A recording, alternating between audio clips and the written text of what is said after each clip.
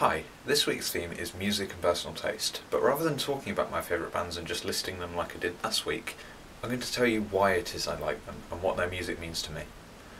As of today, I have 1,516 songs on my iTunes, which is a fair few, but it's not quite enough.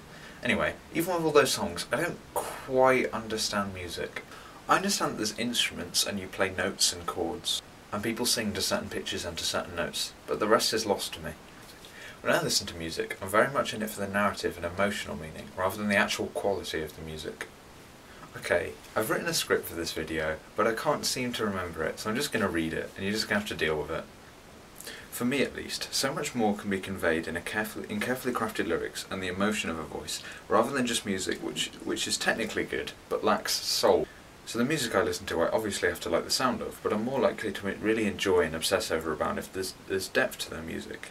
And it's not just the simple situations and poor constructions of complex emotions which drift around in pop music.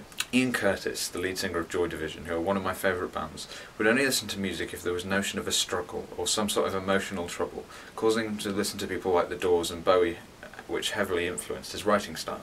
I've made a video about how I feel about Tom Milsom's music, and I'll link to it down below. But a band I've been listening to a lot recently, called Cassio Tone for the Painfully Alone, are nothing like the kind of music I'd normally listen to. When I listen to them, I get the image of somebody who's been out of education and work for a few years and is living off the last of his parents' money, and is using his keyboard and generally poor recording equipment to make some sort of living.